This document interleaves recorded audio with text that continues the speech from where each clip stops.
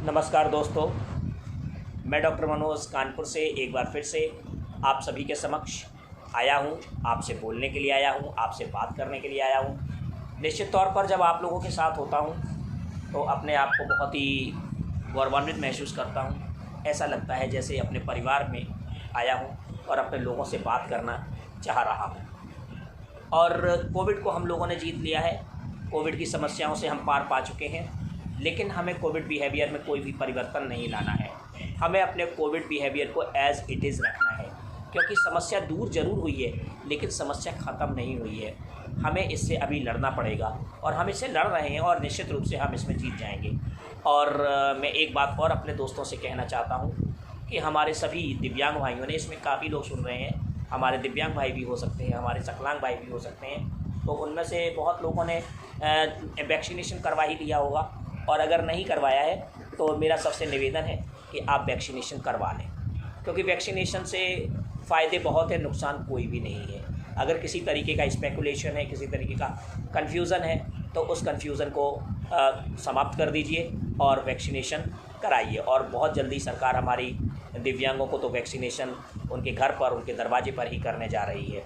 तो समस्याएं आती हैं और समस्याएं चली भी जाती हैं, लेकिन एक समस्या जिसका सामना हम सभी लोग कर रहे हैं और वो बहुत बड़ी समस्या है, वो है हमारे अपने बच्चों की समस्या।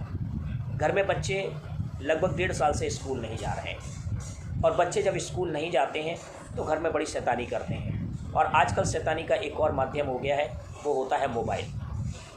आपने एक बार गौर करी होगी, अगर नहीं करी है तो आगे करिएगा, कि अब पार्क में उतनी भीड़ नहीं होती। पहले पार्क में भीड़ हुआ करती थी, बच्चे पार्क में दिन भर बॉल खेला करते थे, गेंद खेला करते थे, कहीं कुछ अलग अलग तरीके के गेम खेला करते थे। लेकिन अब पार्क को हाईजैक कर लिया है मोबाइल ने। मोबाइल इतनी छोटी सी चीज़, पार्क इतना बड़ा, और मोबाइल के छोटे छोटे गेम्स। बच्चे इतने दीवाने हैं मोबाइल गेम के कि वो पार्क के गेम के भूल गए हैं। तो हमें अपने बच्चों की समस्याओं पर ध्यान देना है। अभी आपने सुना होगा, समाचारों में बहुत चर्चा में रही एक बात, कि CBSE ने 12th बोर्ड के एग्ज़ाम को रद्द कर दिया।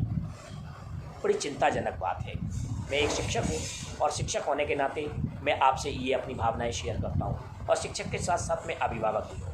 मेरी बेटी 10वीं में है और वो भी इसी पेंडेमिक पीरियड में 10th पास कर गई है। उसने बहुत मेहनत करी, और जिस दिन उसका 10th बोर्ड कैंसिल हुआ था तो वो निश्चित रूप से बड़ी ही परेशान थी, बड़ी रोई थी इस बात को लेके कि आखिर ये परीक्षा कैंसिल क्यों हो गई। लेकिन परीक्षा कैंसिल हो गई, उसकी मेहनत बेकार हो गई। अब क्या क्राइटेरिया अपनाया जाता है पास करने का, नंबर देने का, और वही हाल हुआ फिर 12th के बच्चों का। 12th के बच्चों का जो हुआ, उनके बारे में तो बड़ी ही चिंताजनक स्थिति है, क्योंकि 12th वो परीक्षा होती है जिसके के बाद बच्चा व्यावहारिक जीवन में प्रवेश करता है, इंजीनियरिंग करता है, मेडिकल लाइन पकड़ता है। अब वो किस आधार पर जाएगा, किस आधार पर एंट्रेंस एग्ज़ाम देगा, तो ये भी एक बड़ी गंभीर समस्या है। CBSE कौन सा रूल अपनाती है, क्या करती है। तो हमें अपने बच्चों को ना केवल एक मोरल सपोर्ट देना है, बल्कि एजुकेशनल तो इस तरीके से देना है कि बच्चों को बाय टाइम टू टाइम बच्चों से कहते रहना है कि थोड़ा बहुत बुक्स देखते रहें। क्योंकि इधर हमने देखा है कि बच्चों का ध्यान किताबों से हटा है, क्योंकि मानसिक रूप से वो भी स्वस्थ नहीं रह पाए। जब पूरा समाज ही मानसिक रूप से भी बीमार रहा, शारीरिक रूप से भी बीमार रहा, तो ऐसे में अगर आप सोचें कि बच्चा अच्छी तरीके से पढ़ेगा और अपनी मेहनत करेगा, तो ये तो एक बहुत ही असंभव सी बात है। तो कहने का मतलब एक ही है कि बच्चे को, छोटा बच्चा है तो उसको खेलने के लिए भी प्रेरित करें, थोड़ा उसके साथ समय बिताएं, उसके साथ कैरम खेलें, उसके साथ और भी घरेलू छोटे छोटे गेम्स होते हैं। हम दिव्यांगों के लिए तो ऐसे गेम्स हैं, शतरंज खेलें अगर आते हैं, शतरंज, कैरम खेलें, और भी अलग अलग तरीके। बच्चों के साथ हंसें, बच्चों के साथ हंसें, बच्चों के साथ बोलें और उनको प्रेरित करें कुछ थोड़ा बहुत उसी क्रम में पढ़ने के लिए। अगर आप बच्चे के साथ खेलेंगे तो निश्चित रूप से, अगर जब आप उसे पढ़ने के लिए कहेंगे तो बच्चा पढ़ने के लिए ज़रूर बैठेगा।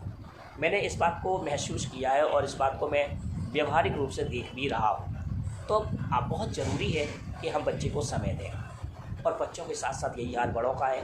हर घर में बुज़ुर्ग भी हैं, पत्नी है, पत्नी से भी घर में जब पड़े रहते हैं तो विभिन्न प्रकार के जोक्स आते हैं। हमारे व्हाट्सएप इंस्टीट्यूट हमारे पेश करती है कि देखिए पति घर में पड़ा रहता है और लड़ाई होती रहती है।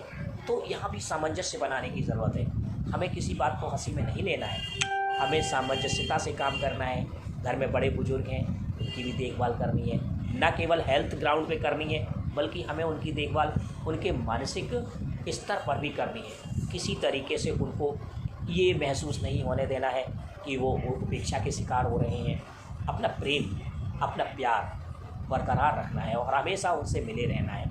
इंटरेक्शन भी करना है, दोस्त मित्रों से भी बातें करते रहना है। टेलीफोन एक बहुत बड़ा सशक्त माध्यम बन गया है जिसके माध्यम से हम एक दूसरे से बातें करते रह सकते हैं। आजकल तो वीडियो कॉलिंग भी होती है। तो कहने का मतलब है सोशल वैक्यूम नहीं आना चाहिए।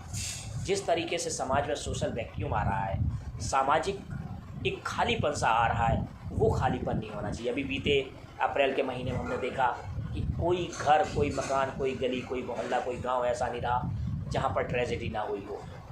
तो जिस जगह ट्रेजेडी हुई है वहाँ पे हम लोग उनके यहाँ पे जा भी नहीं पाए, बल्कि अपने यहाँ तो परंपरा है कि जिसके यहाँ कुछ हो जाता है तो उसके यहाँ जाना, उसके यहाँ खाना नहीं बनता है तो उसके यहाँ खाना भेजना, और कई तरीके की बातें होती हैं। लेकिन उस परंपरा को भी किसी न किसी तरीके से इस कोविड महामारी में हम लोग भुला सक दिया। हमारे कई मित्र ऐसे हैं जिनकी डेथ हुई और हम उनके यहाँ पे नहीं जा पाए, अभी तक नहीं गए। तो उन्हीं लोगों ने मना कर दिया कि देखिए मत आना, क्योंकि ऐसी बीमारी फैली है और हम लोगों को ऐसी समस्याएं हो सकती हैं, हमें कोई छू सकता है, हम किसी को छू सकते हैं। तो इस तरीके से एक सोशल वैक्यूम की जो पोजीशन बनी है, उस सोशल वैक्यूम को हमें भरना है।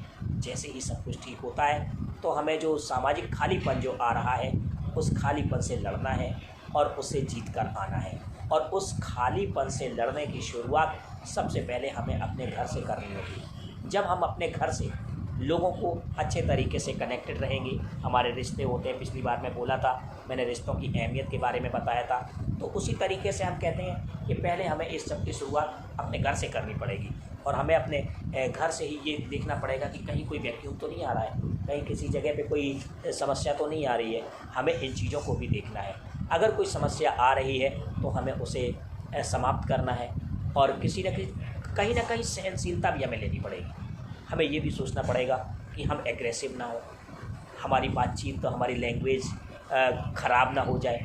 कभी कभी क्या होता है, अनजाने में हम लोग ऐसा बोल जाते हैं कि हमें तो लगता है सही है और दूसरे को गलत लग जाता है। क्योंकि आज तक किसी आदमी ने ये नहीं माना कि मैं गलत हूँ, क्योंकि अपने आप में सभी लोग सही होते हैं। अब वहाँ पे कभी लोग आजकल सोशल मीडिया पे अलग अलग तरीके के कमेंट्स आते हैं, राजनीतिक कमेंट्स आते हैं, हमें उस राजनीति में नहीं पढ़ना है।